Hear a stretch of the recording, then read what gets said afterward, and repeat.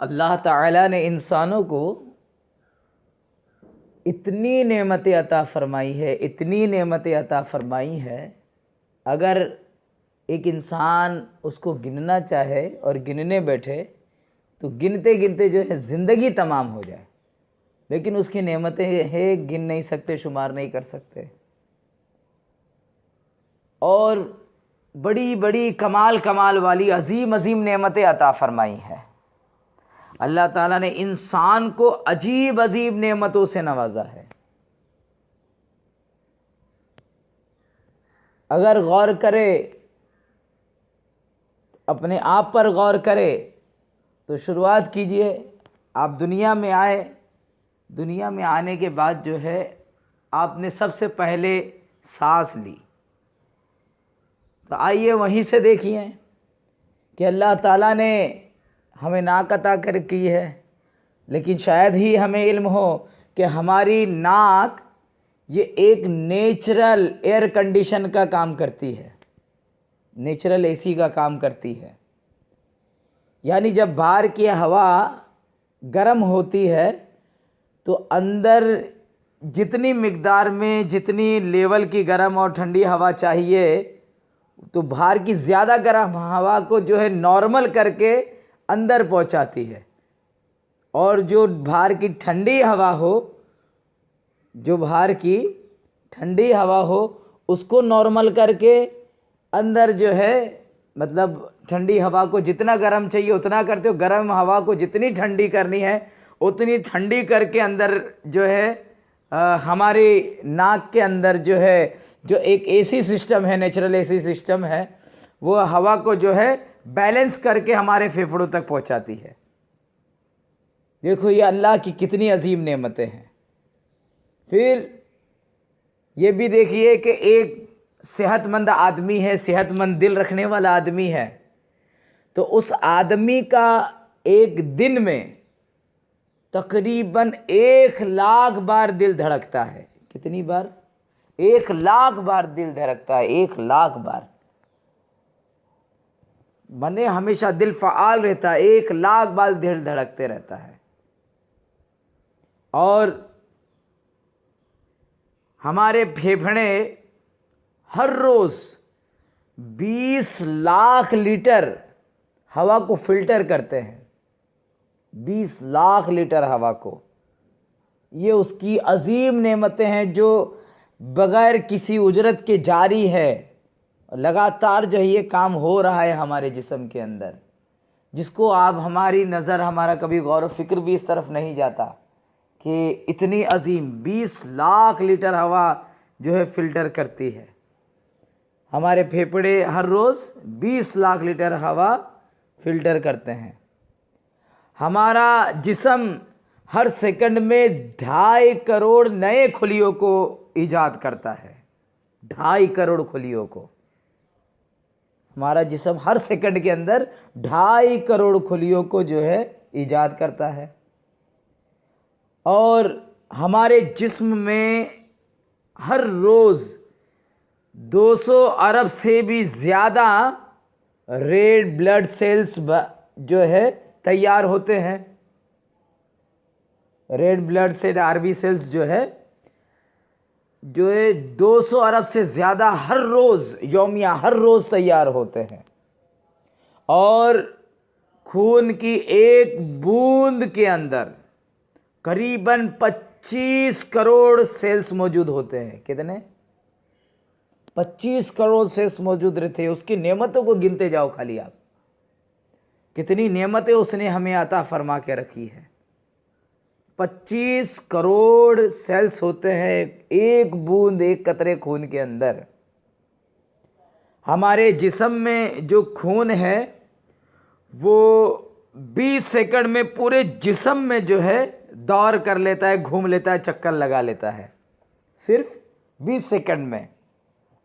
और अगर एक दिन में अगर वो जो चक्कर लगाता है उसके सफ़र को अगर आप मापना चाहो तो जो है कहा जाता है कि 1,90,000 किलोमीटर का सफ़र वो एक दिन में कर लेता है। खून जो जिस्म में दौड़ता है तो एक दिन भर में अगर अगर उसको सफ़र पे लगा दिया जाए तो 1,92,000 किलोमीटर का सफ़र कर लेता है एक दिन के अंदर। इतना ये अल्लाह की नेमतें हैं कि देखो खून का दौरान उसने रखा है। इतना तो आप चल भी नहीं सकते दिन भर में, लेकिन उसने आपके जिस्म में दौरान चालू रखा है, दौरान बंद भी नहीं किया है। आपका मुंह, आपके मुंह को देख लीजिए, मुंह में आपके राल तैयार होती है। एक दिन में जो है आप लोग 1.5 लीटर से ज़्यादा आपके मुंह में राल तैयार होते हैं। एक 1.7 लीटर राल तैयार होती है।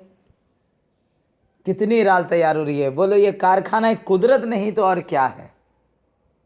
इंसान अपनी आँखों पे गौर करे कि इंसान की आंखें इतनी तेज़ होती है कि वो करोड़ों रंगों में फ़र्क कर सकती है। करोड़ों करोड़ों रंगों के अंदर वो फ़र्क कर सकती है। और आज तक ऐसी कोई मशीन बनी ही नहीं है जो ये काम कर सके और इस अंदाज से कर सके। अभी कैमरे जो है वजूद में आए हुए हैं कि वो भी मेगापिक्सल, 10 मेगापिक्सल, 12, 13, 14, 16, 18, अब 20 मेगापिक्सल के बारे में भी सुनते हैं। लेकिन आग जो है ये 550 से भी ज़्यादा मेगापिक्सल से भी ज़्यादा जो है साफ तरीके से आपको जो है मंजर कशी करके आपके दिमाग तक तस्वीर पहुंचाती है।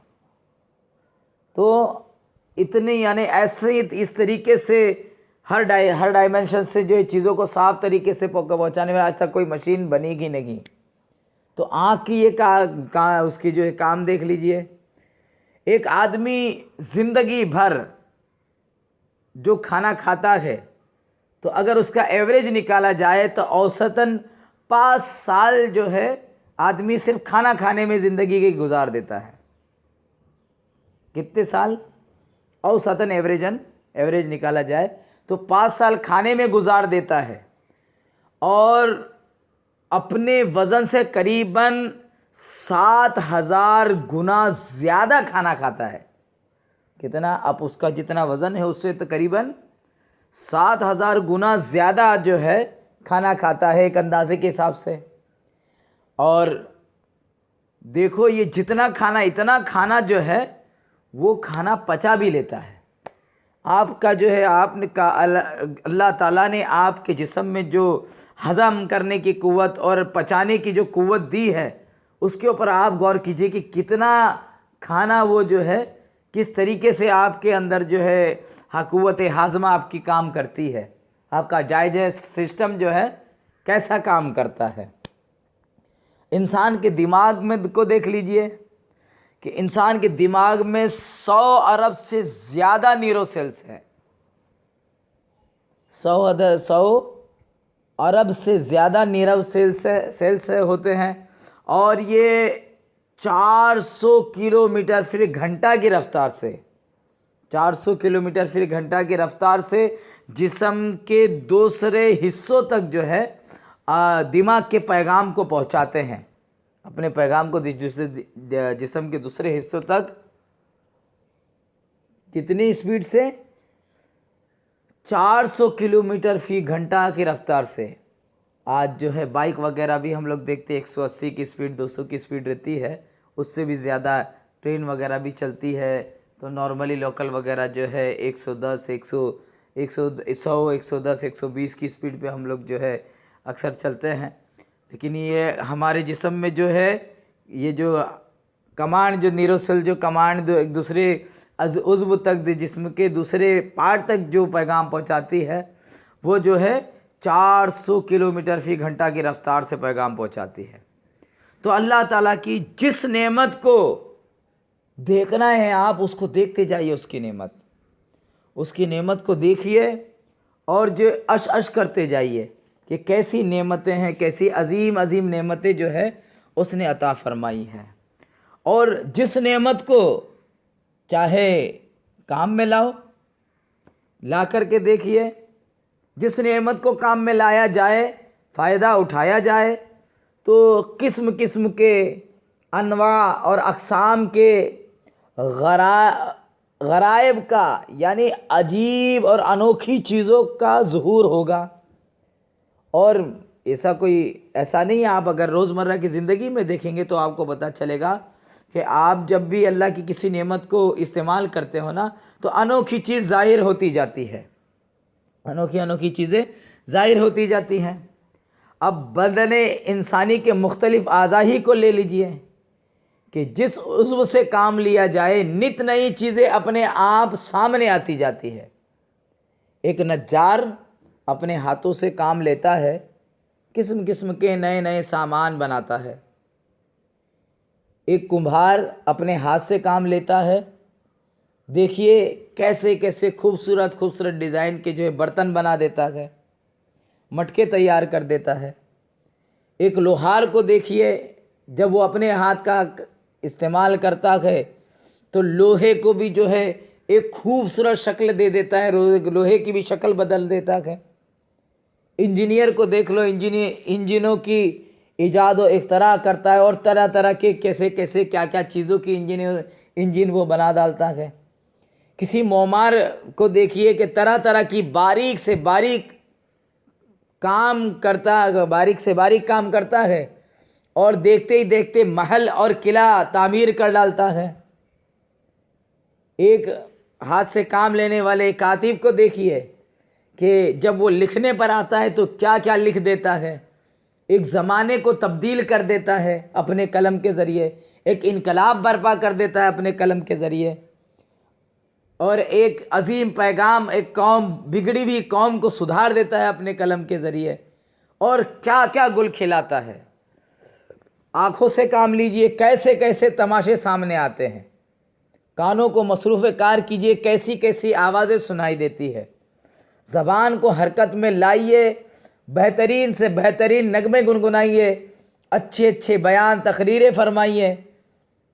रोतों को हंसाने के लिए काम आती है और हंसतों को रुलाने के लिए काम आती है। किसी ज़ख़म खुर्दा दिल को मरहम लगाने के काम आती है। तो देखिए, इसी ज़ुबान से अगर किसी को ज़ख्म लग जाए तो ज़िंदगी भर वो ज़ख्म भरता नहीं। ये भी है जो इससे जो है इस नेमत से उसका भी ज़ुहूर होता है। मुर्दा दिलों में जान डाल देती है। अब उसी के मुकाबले देखिए दिमाग के करिश्मा साजिया देखिए कैसे कुछ रंग लाती है। उसके दिमाग की एक इल्म के जो है एक गोशे को देख लीजिए, इल्म कीमिया केमिस्ट्री को देख लीजिए, और वो केमिस्ट्री की हर शाख को देख लीजिए। माकूल इल्म माकूलात और फ़लसफ़ा और उसका हर शोबा देख लीजिए, इल्म हैयत और उसकी हर करामत देख लीजिए। गर्ज के हर किस्म का आर्ट और हर तरीके की साइंस उसी के बरक़ात के नमूने हैं, उसी के मुकाशिफ़ात के करिश्मे हैं, उसी के कमालात का नतीजा है। किसके? बदने इंसानी के। और ये अल्लाह ताला के बहुत अजीम नेमत अल्लाह ताला ने जो आपको दे दी है। और याद रखिए कि ये सारे काम तो होते हैं और आप करते हैं, लेकिन सर के बाल से पैर के नाखून तक आप जिस्म के जिस भी उज़्व से काम लेते हैं तो अनवा और अक़साम के अनोखी अनोखी चीज़ें रोनुमा होती है। लेकिन सर के बाल से पैर के नाखून तक तमाम वजूद एक जिस्म है, तमाम वजूद एक जिस्म है, और जिस्म की अपनी हयात और अपनी बका है, और उस हयात और बका का दारो मदार एक चीज़ पर है। उस हयात का दारो मदार, उसकी बका का दारो मदार एक चीज़ पर है। जब तक वो जिस्म से मुंसलिक है, वो जिस्म में है तो जिस्म है, और जब वो जिस्म से जुदा हो जाती है, जिस्म मुर्दा कहलाता है, बेकार शुमार किया जाता है। उसे कोई ज़मीन में दफनाता है और कोई जलाता है। गर्ज किसी न किसी तरह से जल्द जो है खाक में मिलाने की कोशिश करता रहता है। वो एक चीज़ ऐसी जो है जिस्म से मुंसलिक है, अगर वो जुदा हो जाए तो फिर जिस्म की जितनी खूबियाँ है वो खूबियाँ ख़त्म हो जाती है। जितनी नेमतें हैं जिस्म की, वो नेमतें काम करना जो है बंद कर देगी। आखिर कभी गौर भी किया कि आन की आन में, आने वाहिद में, लहजा के लहजा में ऐसा क्या हो जाता है कि वो प्यारी सूरत, चहीती सूरत, दिलकश सूरत, जो दिल को जो है अपनी तरफ रागिब करती हैं, जिसको देखे बगैर दिल में सुकून नहीं आता था, जिसके लिए ज़िंदगी हम जो है लगा देते थे, बर्बाद करते थे, आज वो प्यारी चहीती सूरत क्यों ऐसी दोबर हो जाती है कि जब उसके जिस्म से एक चीज़ चली जाती है तो एक लम्हे के लिए, एक लहजा के लिए भी घर में रखनी गवारा नहीं होती है। जल्दी जल्दी जो है उसको जो है कब्रिस्तान की और शमशान की और जो है आग में, खाक में सुपुर्द करने के लिए आदमी कोशिश में लग जाता है। क्यों ऐसा करने लगता है? कहीं तो इस चीज़ का खौफ है कि कहीं ऐसा ना हो कि भाई वो सड़ने लग जाए, यानी सड़ने का एहतमाल पैदा हो जाता है कि अगर इस जिस्म को जब इससे एक चीज़ निकल गई और इसको यूं ही रखा है तो ये जिस्म जो है कहीं सड़ने ना लग जाए, तो इसके सड़ने का एहतमाल है, इसलिए उस जिस्म को जल्दी जल्दी कब्रिस्तान में भेजने लगते हैं। ये ख्याल रहता है कहीं हवा ख़राब ना हो जाए, हवा ख़राब होने के खौफ से जो है आप जिस्म को जो है जल्द से जल्द कब्रिस्तान को पहुंचाने की कोशिश करते हैं। आपके दिल में खौफ होता है कहीं ये सड़ने और बदबू देने ना लग जाए, बदबू देने के, आप बदबू के खौफ से जल्द जो है अपने घर से दूर करते हैं। लेकिन एक बात तो है, कोई तो ऐसी चीज़ थी जिसके जाते ही ये जिस्म किसी काबिल न रहा, उस चीज़ के जाते ही ये काबिल जिस्म नाकाबिल हो गया, ये बाकार जिस्म जो है बेकार हो गया, किसी काम का ना रहा। वो आखिरकार वो चीज़ क्या थी? वो जो जिसके अंदर कोई चीज़ थी, वो चीज़ क्या थी? क्या वो हवा थी? क्या वो पानी था? क्या वो मिट्टी थी? क्या वो आग थी? कोई कहता है कि वो हयात थी, कोई कहता है जान थी, कोई कहता है स्पिरिट थी, कोई आत्मा कहता है, कोई रूह कहता है। लेकिन ये बात तो पक्की है कि कोई ना कोई चीज़ ज़रूर थी। नाम कुछ रख लिया जाए, नाम कुछ रख लिया जाए, उसका जो भी नामकरण करना, जो भी तस्मिया करना उसका कर लिया, तस्मिया खानी कर लिया जाए, जो भी जिस भी नाम, जो भी इसम दे दिया जाए, मगर ये तो है कि कोई चीज़ थी। ठीक है, नाम जो देना है दे दिया जाए, मगर उसकी डेफिनेशन करना ज़रूरी है। उसकी डेफिनेशन क्या है? वो थी क्या? कहाँ से आई थी, कहाँ गई? कहाँ से आई थी, कहाँ गई? इसके बारे में भी जो है जानकारी हासिल करना चाहिए। देखिए, जब इसकी जानकारी हासिल करने के लिए फ़लसफ़ियों के पास जाएंगे तो फ़लसफ़ियों को देखेंगे कि वह हैरान खड़े हैं। पूरे फ़लसफ़ा की किताबों को छानो, फ़लसफ़ी से मुलाकात करो, फ़लसफ़ी हैरान है, उसे इसके बारे में कोई डिटेल पता नहीं है। साइंटिस्ट परेशान है, वो तो इसका इनकार ही करने पर आमादा हो चुके हैं। न किसी आर्ट में उसका सुराग है, ना साइंस में उसका पता है। अच्छा, इस रूह के बारे में जाने तो कैसे जाने, इस हयात के बारे में इल्म हासिल करे तो कैसे हासिल करे, इसको पहचाने तो किस तरह पहचाने। बड़े बड़े ऋषि, बड़े बड़े अवतार इसी धुन में जंगलों की खाक छानते हुए अपनी ज़िंदगी को गुजार दिए। पहाड़ों के अंदर रह करके अपनी ज़िंदगी के हर वक्त को मसरूफ़ रखे।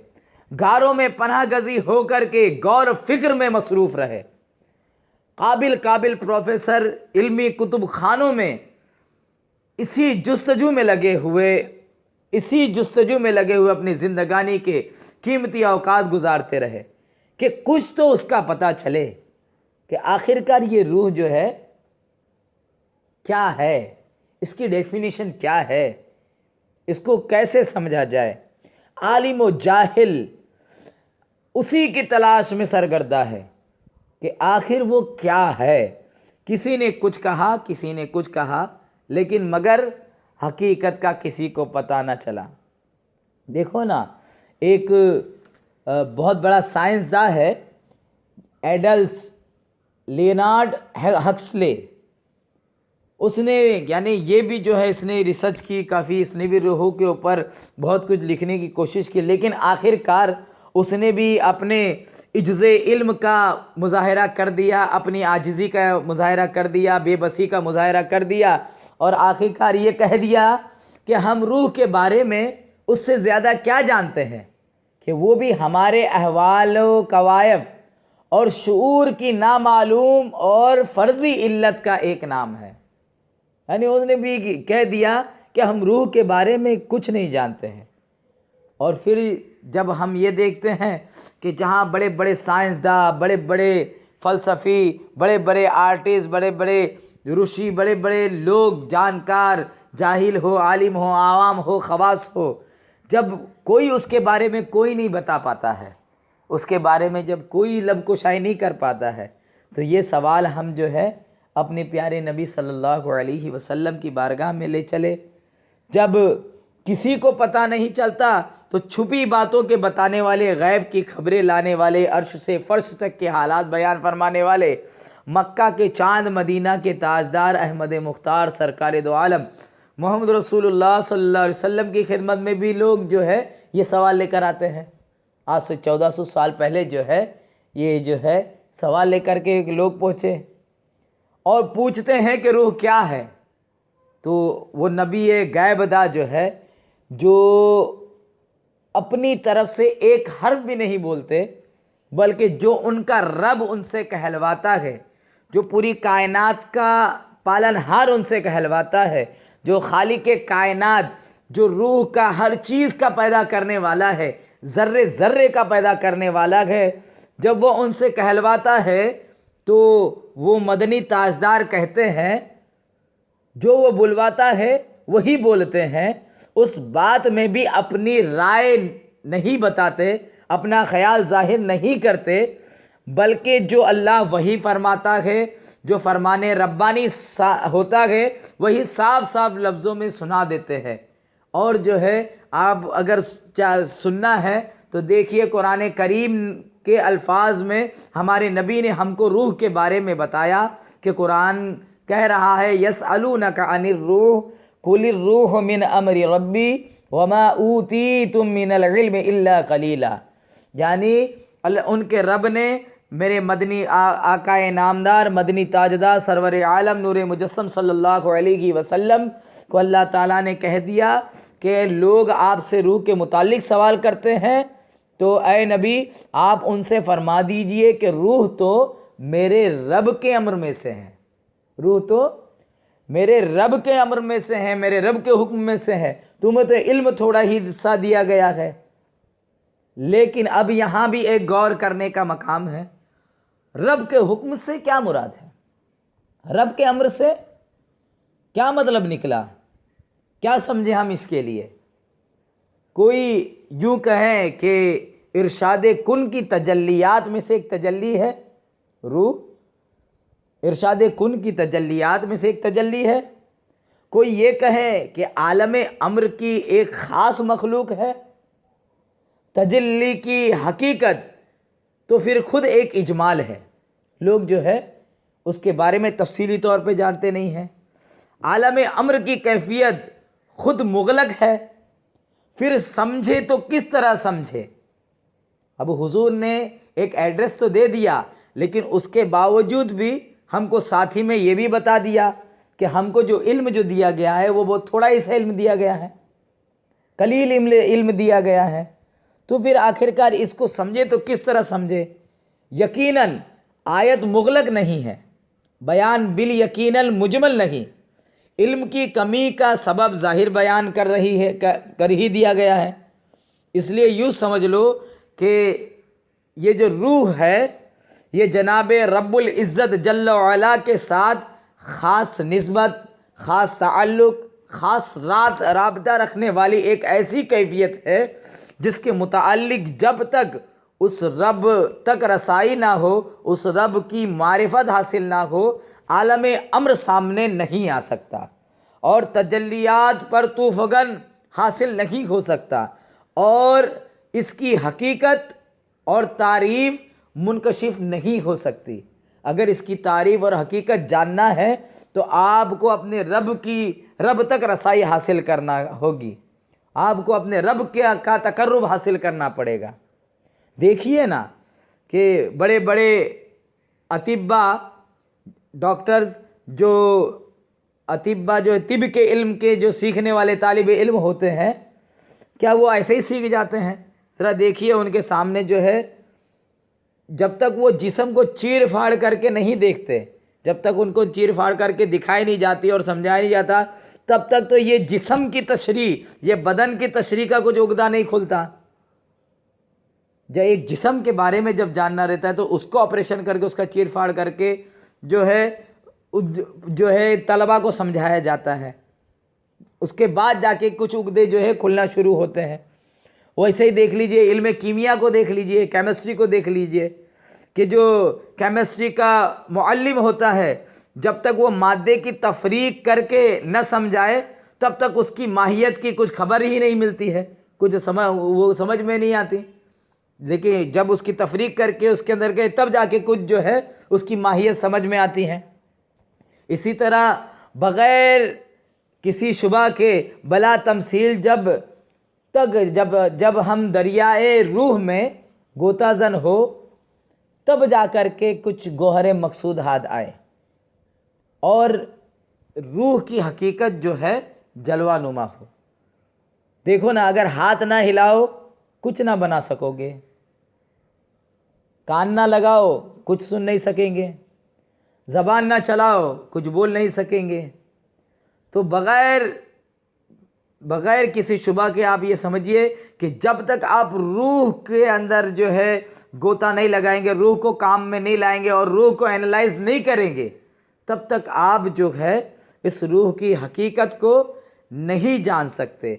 इस रूह की हकीकत को जानने के लिए पहले जो है आपको जो है किसी रूह के जो तबीब है, जो रूह को जानने वाले हैं, इनकी सोहबत को इख्तियार करना पड़ेगा, इनके सामने ज़ानुए तलम्मुस तय करना पड़ेगा और उनसे फिर रूहानियत के हम रूह को कैसे काम में लाते हैं, रूह की ग़िज़ा क्या है, रूह के अमराज क्या है और रूह के अंदर जो है तवानाई कैसे पहुंचाते हैं, रूह को सेहत तक कैसे लाया जाता है, ये जब तक हम नहीं जानेंगे तब तक रूह के बारे में हम तफसीली जानकारी नहीं हासिल कर सकते हैं। अल्लाह रब्बुल इज़्ज़त हमें और आपको जो है रूह के बारे में भी जानकारी हासिल करने की तौफीक अता फ़रमाए।